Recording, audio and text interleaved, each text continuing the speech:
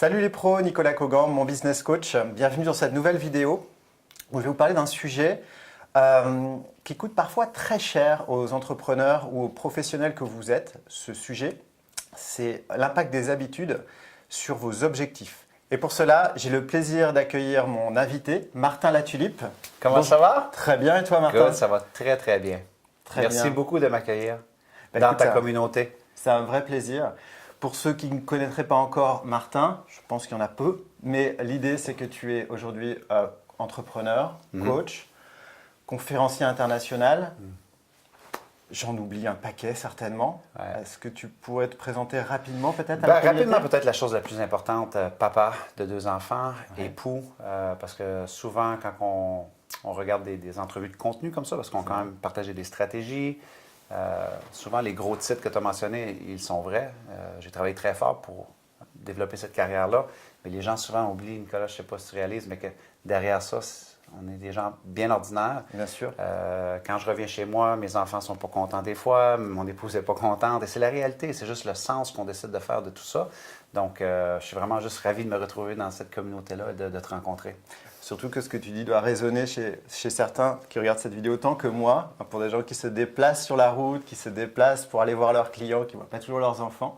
Oui, il y a toujours un prix à payer, des sacrifices qui viennent avec cela. Donc, j'ai la même réalité d'entrepreneur. Ça fait maintenant 19 ans que je suis entrepreneur. Je suis devenu entrepreneur dès ma première journée à la fin de l'université. Donc, ça a été très, très, très difficile, les débuts. Donc, j'ai énormément de compassion, mais aussi d'admiration pour n'importe quelle personne qui est dans une posture de leadership, une posture de gestionnaire, une posture d'entrepreneur. Parce que si c'était facile, tout le monde le ferait. Donc, les gens qui le font ont toute mon admiration. J'entends. Et tu me fais un pont parfait sur le... C'était même pas prévu. Non, c'est pas prévu, on est en impro. Tu me fais un pont parfait, Martin, sur la notion de prix à payer. Parce que c'est une des raisons, en fait, pour lesquelles moi je voulais vraiment t'interviewer sur ce sujet-là. Parce que je sais que ma communauté, au niveau de mon business coach, beaucoup de personnes de terrain qui sont ancrées dans l'action. Et toi, tu parles toujours du prix à payer, qui est associé en fait au succès. Et nous, on aime beaucoup ça chez mon business coach, ce réalisme, ce pragmatisme. La deuxième raison pour laquelle en fait, je souhaitais t'interviewer, c'est que on est toujours dans une forme de pragmatisme avec toi. C'est quelque chose qui résonne chez les acteurs de terrain, tu sais, les gens qui sont dans le réel. Ouais. Et ça, nous, on attache beaucoup d'importance. Il n'y a pas de mythe, il n'y a pas de fantasme. Et ces stratégies-là, aujourd'hui, pour moi, elles sont essentielles à livrer parce que ce qu'on constate tous les jours sur le terrain, c'est que sur le sujet des habitudes, tout le monde est OK avec la théorie. Tout le monde. On ne peut pas intellectuellement pas accepter que les habitudes peuvent avoir une importance. Mais comment on fait? Comment on va prendre le lead un peu sur ça? Ça devient plus compliqué en pratique pour beaucoup de personnes. Non, tu as raison. Je remarque souvent que les entrepreneurs, chez certains entrepreneurs qui ont l'illusion qu'ils pilotent leur entreprise, c'est leur entreprise qui les pilote. Et de ça, je voudrais te poser la question, est-ce que tu penses que les habitudes peuvent nous piloter? Nos propres habitudes? Oui, mais d'abord, avant tout, je pense qu'on est la boussole, on est un peu la rose des vents de nos habitudes. Donc, si on part avec la prémisse que nos habitudes peuvent nous piloter, moi, je crois que oui. Il y a plein d'études qui démontrent que jusqu'à 85% en fait de tout ce que l'on fait au quotidien est par habitude. Donc, de là vient la routine, de là vient les mêmes parcours pour se rendre au travail, de là vient la même façon de se préparer avant une rencontre client, de là même très souvent qu'on peut embarquer même dans une automobile et finalement, 20 minutes plus tard, on arrive à destination, on n'a aucune idée comment on est arrivé là. Même en gardant les notions de sécurité, mais sur l'autopilote, on s'est rendu à destination. Mais à tous les jours, on a fait ce parcours-là pendant plusieurs mois, pendant plusieurs années. C'est ce qui nous a permis de nous rendre là très souvent. La question qu'il faut se poser maintenant, c'est quelle est la rose des vents pour guider les bonnes habitudes de vie que j'ai peut-être instaurées consciemment pour me rendre au point où c'est que je peux avoir des bonnes habitudes de vie qui vont soutenir mon entreprise, ma performance, mon enthousiasme. Lorsque j'ai un creux de vague et que c'est plus difficile ou un coup de mou, quelle habitude que je vais aller chercher dans mon coffre à outils pour réactiver ce que j'ai besoin d'activer comme entrepreneur.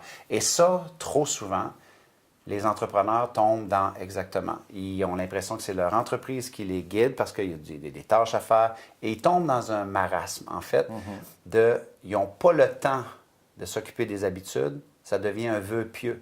Pourquoi? Parce qu'ils ont des tâches, ils sont occupés, et ils deviennent occupés à être occupés finalement. Occuper, être occupé, oui.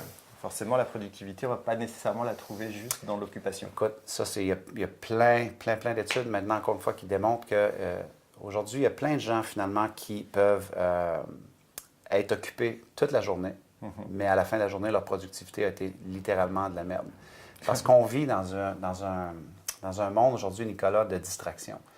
Ce qu'on dit ici, c'était vrai il y a 30 ans, il y a 20 ans, il y a 10 ans. Mais maintenant, je lisais une étude dernièrement dans le Harvard Business Review Magazine qui disait que à tous les jours, on peut être exposé à la hauteur de 140 distractions. C'est énorme. Donc, imagine si tu es sur l'autopilote et que tu n'as pas dit quelles sont les habitudes qui, à tous les jours, ce seraient des fondamentaux que je vais mettre en place pour mon hygiène, pour ma performance, pour mon mindset. Si on n'a pas réfléchi à ça, tu es sur l'autopilote. Et là, encore pire, si tu ajoutes les 140 distractions, l'étude démontre qu'à chaque fois que tu es distrait, tu peux perdre jusqu'à 20 de ta concentration et ta focalisation. Donc, par exemple, les entrepreneurs, s'ils ont déjà travaillé sur un truc, ils sont distraits, ils s'en vont faire l'autre chose, et ils reviennent et là, ils se disent « Où est-ce que j'étais encore? » Mais imagine que tu fais ça constamment, avec ta vie, avec ta santé, avec tes collègues. Tu arrives à la fin de ta journée et tu te dis « Il me semble que je suis tellement occupé, mais j'ai rien accompli. » Donc, oui, nos habitudes peuvent certainement nous guider, mais il faut être très conscient des habitudes que l'on choisit. Du coup, clairement, là, ça veut dire qu'il y a une notion de design ou de dessin, en fait, des fondamentaux qu'on choisit pour aller nourrir nos ambitions, notre parcours. Et souvent, on entend, tu sais, c'est assez régulier, les 5, les 6, les 7 habitudes socles. Et moi, j'ai tendance à penser qu'en fait, c'est des habitudes, on parle d'habitudes de succès, j'ai tendance à penser que c'est des habitudes socles pour en accueillir des nouvelles et systématiquement grandir et s'adapter aussi à notre environnement qui bouge en permanence. Oui, ça peut être très vrai, oui, vraiment, tu as raison avec cela, mais quand moi je parle des habitudes, en tout cas dans mon contexte, moi je dis toujours, les entrepreneurs sont très bons pour avoir des objectifs. On leur dit fixe ton objectif financier, fixe ton objectif de performance, mais j'aime toujours de dire cette phrase-là très simple, mais quand même très visuelle, qui est d'avoir des objectifs sans avoir des habitudes pour soutenir ces objectifs-là. C'est l'équivalent d'avoir une chaise peut-être avec une patte manquante. C'est instable, c'est inconfortable et c'est pas très, très utile. Très grande majorité des entrepreneurs, Nicolas, c'est ce qu'ils font. À chaque année, ils ont des gros objectifs. Donc, ils se lancent vers la vision, mais après quelques semaines ou quelques mois, ils sont cramés, ils sont fatigués, ils tournent en rond, ils sont déçus et ils abandonnent ou ils se démotivent. Pourquoi? Parce qu'ils n'ont pas mis des habitudes en place pour soutenir. Exactement. Donc, oui, une peut mener à l'autre et évidemment, tu as toutes les habitudes de base. La santé, l'hygiène de vie, ton cercle d'amis, ton environnement. Mais dans mon cas, je ne parle pas de ces habitudes-là. Il y a d'autres habitudes maintenant avec les recherches en psychologie de la performance, en neurosciences, qui sont très intéressantes et qui sont faciles à appliquer, que si on les incorpore dans notre quotidien, ça va nous rendre un meilleur performeur, ça va nous rendre quelqu'un qui va plus réaliser ses objectifs. Quand on veut installer de nouvelles habitudes, est-ce que tu penses que c'est important de faire un inventaire des habitudes en place et peut-être de voir comment on peut réfléchir à dégager des habitudes qui peuvent être toxiques? Parce que... Écoute, premièrement, oui, l'inventaire, on va mettre un mot juste à côté d'inventaire, c'est lucidité. Ouais. Je pense que si on veut être un performeur dans l'économie d'aujourd'hui, il faut arrêter de se mentir. Donc, il y a beaucoup de personnes qui ont le vœu de performer ou d'avoir plus, faire plus ou être plus, mais ils ne prennent peut-être pas le temps de faire un inventaire avec lucidité. Et moi, j'aime ce que tu as dit, faire de la place, peut-être laisser aller des habitudes toxiques. Je pense que c'est vraiment important. Ça fait maintenant 20 ans que je suis dans le développement personnel et au début, j'ai passé énormément d'années à essayer de me construire, à essayer d'avoir des stratégies et d'additionner des trucs. Et en fait, j'ai réalisé que c'est la journée où j'ai commencé à soustraire des trucs. C'est la journée où j'ai commencé à me déconstruire, donc à laisser aller des vieilles habitudes, que ce soit des habitudes associées à mon ego, que ce soit des habitudes associées à mon estime. Dès que j'entrais dans une salle pour faire du réseautage et que les gens ne me parlaient pas nécessairement, ma confiance pouvait diminuer, mon rythme cardiaque accélérait, mais tout ça, ça faisait partie d'une construction mentale que je m'étais faite et que si je continuais à fonctionner sous ce mode de fonctionnement-là, jamais j'aurais réussi à devenir le conférencier international que je suis, et ainsi de suite. Donc, l'inventaire et la lucidité sur qu'est-ce que je n'aime pas présentement? Et les gens qui nous écoutent peuvent facilement faire un exercice très simple. Moi, j'aime toujours de me dire, OK, qu'est-ce que je dois faire moins de? Et qu'est-ce que je dois même arrêter? Donc, le plus petit que, comme le symbole plus petit que, je dois faire moins de ces choses-là. Si vous avez l'habitude de revenir le soir et prendre de la malbouffe, tu dois faire moins de ça. Qu'est-ce que tu dois arrêter? Stop, delete. Et maintenant, plus. Qu'est-ce que tu dois additionner à partir de maintenant comme habitude dans ce que tu fais? Tellement, tellement important d'avoir cette lucidité-là, de faire un inventaire, parce que pour moi, Nicolas, la définition du succès, elle est bien simple. Il y a des gens qui vont dire c'est la famille, c'est l'équilibre de vie. Moi, je vais vous dire une chose. Ça peut être la définition que vous voulez. Mais au final, peu importe ta définition, voici l'ultime définition, moi, je pense. Le succès, ce n'est rien d'autre qu'une série de petites pensées, de petites décisions et de petites actions sur une longue durée. Tout à fait. Si toi, tu veux réussir dans la famille, tu devras faire des bonnes petites pensées, des bonnes décisions, des bonnes actions dans ton socle familial. Si tu veux que ce soit business, c'est la même chose. Mais une chose qui est inévitable, c'est que tes habitudes du quotidien vont devenir la somme de qui tu vas devenir et des résultats que tu vas obtenir. Une forme d'effet cumulé, finalement, qui fait que tes habitudes, tout le soin que tu vas apporter à des petites actions, finalement, va devenir un tout. Exactement. Exactement. Donc, tu sais, puis souvent, c'est de demeurer en conscience, justement, de ne pas embarquer dans son auto entrepreneurial et de 30 minutes plus tard, dire comment je me suis rendu là. Donc, comment qu'on fait ça? Il faut élever notre conscience, de dire ce à quoi je vais allouer mon temps aujourd'hui, mon énergie, mon attention et mes ressources. Est-ce que c'est important? Est-ce que c'est la meilleure façon d'utiliser mon temps? Tout à fait. Et si on ne se pose pas ces questions-là, ça se peut qu'on passe une semaine, 6 mois, 1 an à faire un méga long détour sur l'autoroute de l'espoir. On aimerait tellement que les choses aillent mieux.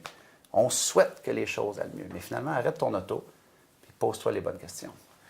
Ça me fait penser à un de mes clients il y a 1 an qui était débordé. Il travaillait 7 jours sur 7 et à l'écouter 24-24. Et quand on s'est penché sur son système d'habitude, on est arrivé à une rationalisation de son temps effectif de travail qui devait être d'1 jour et demi. Et ce gars-là était passionné de pêche et de bateau. Et on s'était mis comme objectif, comme marqueur de ce premier palier de réussite le concernant, le fait qu'il m'invite à aller faire une partie de pêche. Au bout de 3 mois, il avait réussi à ritualiser toute une partie.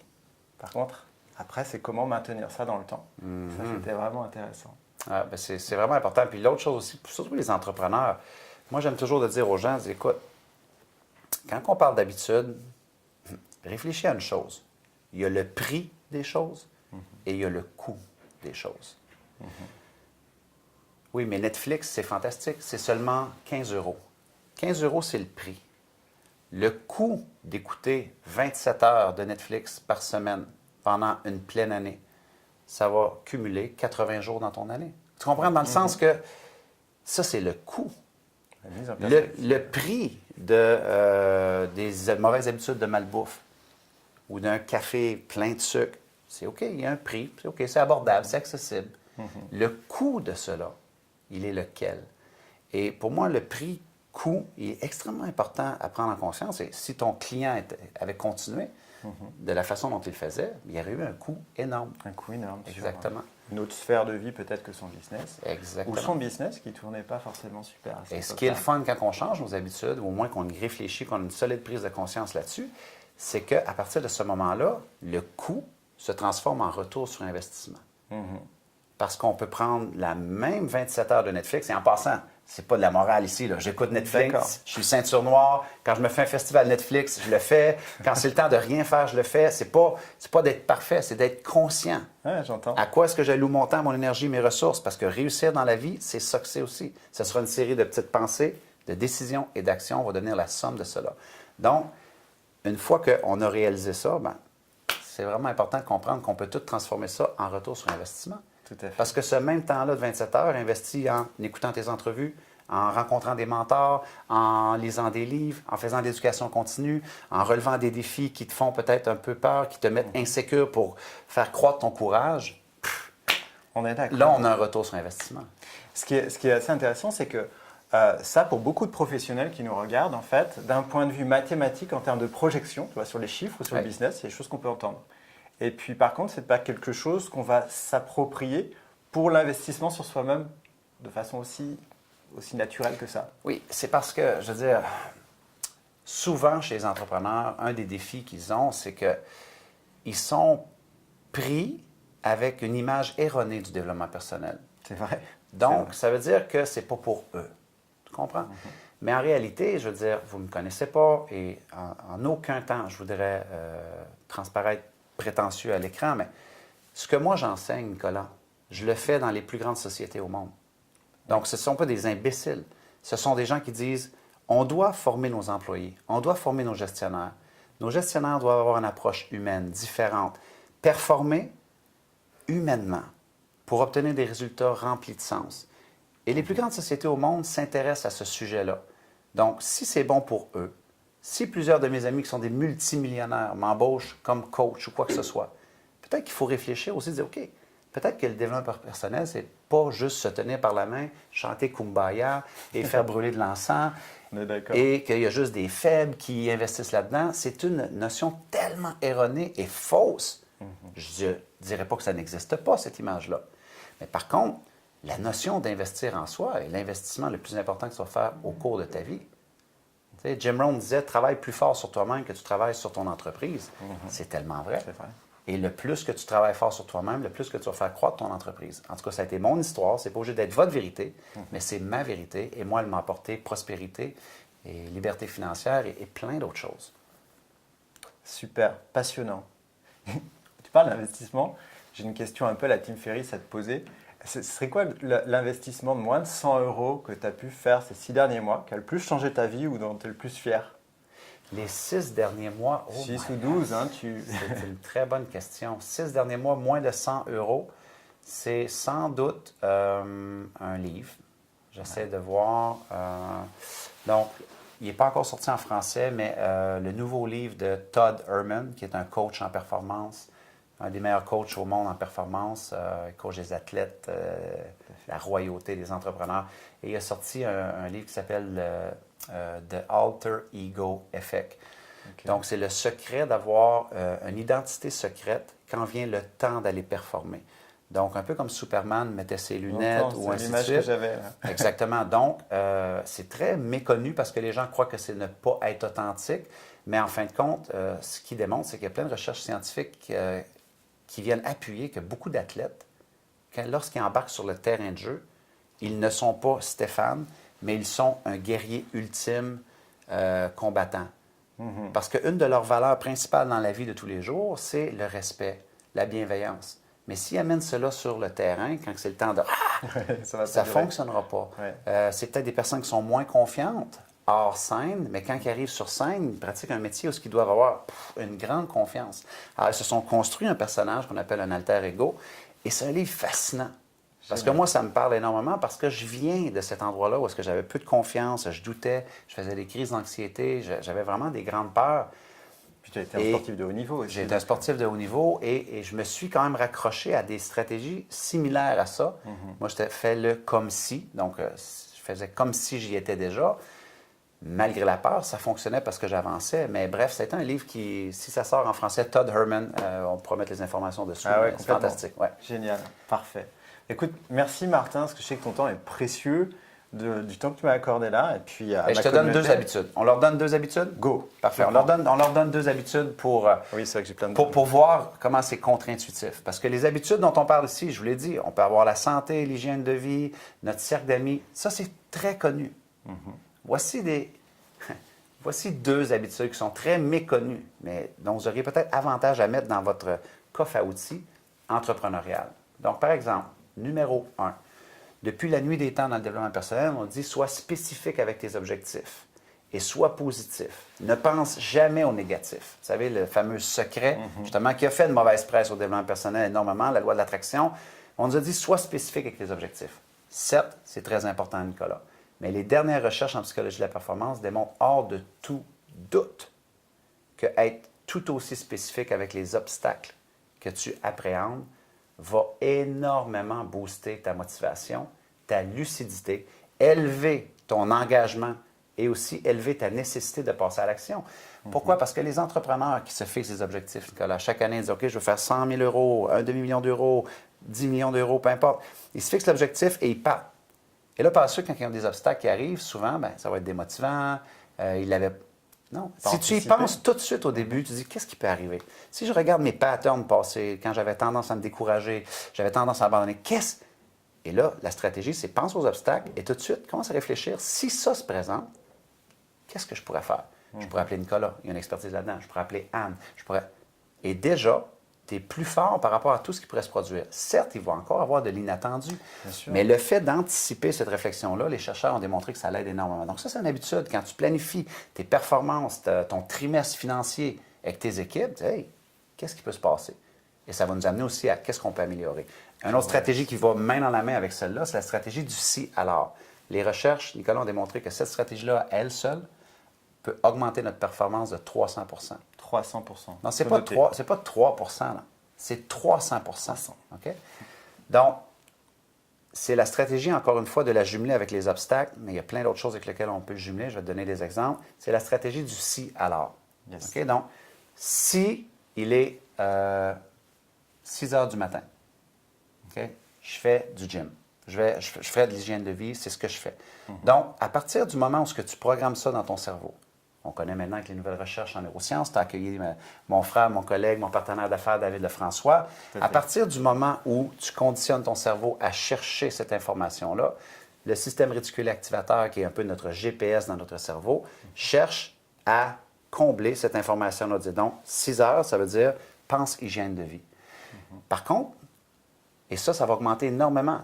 S'il est 16 heures, et je n'ai pas retourné mes appels clients, je retourne tous mes appels clients à 16 heures. Il dit, oui, mais est-ce que ça fonctionne tous les jours? Imagine que tu faisais 3 jours, mais que l'an passé, tu fais seulement une journée, que cette habitude-là te permettrait de doubler ta performance.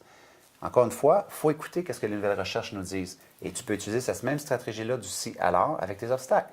Si cet obstacle-là se présente, alors j'active telle stratégie. Alors, c'est des petits, en anglais on dit des hacks. Je ne sais même pas s'il y a une similarité en français, mais c'est des petits hacks psychologiques, mentales, qui peuvent nous permettre, encore une fois, de soutenir ces habitudes-là qui sont très connues, très populaires. Donc, par exemple, c'est un objectif d'hygiène de vie. Bien, ça veut dire, si telle chose se produit, bien, je vais faire telle affaire, ça va m'aider à mieux manger. Ça va m'aider à faire de l'activité physique, et ainsi de suite. Donc, il y a plein de stratégies. Si tu veux, on pourrait donner un cadeau à ton audience, s'ils veulent. On mettra en téléchargement gratuitement un guide de 7 habitudes qu'ils peuvent lire avec une grille d'exercices qu'ils peuvent, en une seule page, remplir et vraiment avoir un portrait d'ensemble de 7 habitudes qu'ils peuvent mettre en place par rapport à un objectif qui leur est précieux, si tu veux. Ah, mais écoute, avec plaisir. Merci, Martin. Super. Ah oui. Parfait, Je la connais parce que j'ai eu l'occasion de la travailler moi-même. Ah, voilà, la grille d'application des habitudes gagnantes. Voilà. C'est un beau cadeau que vous fait Martin, là. Cool. Super. Parfait. Parfait. Donc, voilà, c'est un petit cadeau avant de vous quitter. Et j'ai envie de rajouter une petite chose parce que ça me fait penser à cette dernière stratégie, si alors. Parce que moi, je t'ai découvert il y a 3 ou 4 ans sur Internet comme ça, avec une stratégie, c'était ancien mois, nouveau mois. Je ne sais pas si tu t'en souviens. Ah oui, peut-être. Hein. Et ça, je l'utilise encore. Ouais. Clairement, moi, ça m'a changé complètement ma vie, ma façon de fonctionner. Ouais. Et justement, pour implémenter des nouvelles habitudes à titre perso, Ouais. ou affronter certaines peurs qui peuvent être liées à l'entrepreneuriat. Vous savez, quand vous attaquez un gros business ou un gros acheteur, vous allez jouer votre chemise sur cette journée-là. Ouais. Et ça a été une ressource très précieuse et ça fait vraiment écho à tout ça. Bien, c'est en lien, en fait, avec ce que tu disais tantôt. Une fois qu'on l'a conscientisé, comment on fait pour la maintenir? Bien, ça, c'est une bonne habitude. Exact. Parce que souvent, juste pour contextualiser, c'est que, justement, tu changes une habitude, tu vas vouloir retourner à ton ancienne habitude, c'est normal. Mais d'être encore une fois dans la conscience et dans la maîtrise, de dire, oh, l'ancien moi aurait aimé faire ça. En fait, il l'aurait fait. Mais le nouveau moi, et c'est extrêmement puissant parce qu'encore une fois, on ne nie pas qu'on a été ça. On est lucide. J'ai fait ça. J'avais ces mauvaises habitudes-là. Mais en même temps, il y a un élément de fierté de dire et là, je suis en train de choisir différemment. Parce qu'au final, on va devenir la somme de nos choix. Et j'adore cette stratégie-là parce qu'elle nous rappelle où est-ce qu'on était, le chemin parcouru et les nouvelles décisions qu'on prend. Donc, petite stratégie simple encore. Mais sur le terrain, ça fonctionne. Super. Cool. Ben, écoute, merci Martin en tout cas Mon plaisir. du temps accordé. Mon plaisir, mon frère. Et puis je te dis à bientôt. Absolument. Quant à nous, on se retrouve dans une prochaine vidéo. J'espère que vous aurez trouvé plein de valeur dans cette interview avec Martin. Et je vous dis à bientôt. Salut!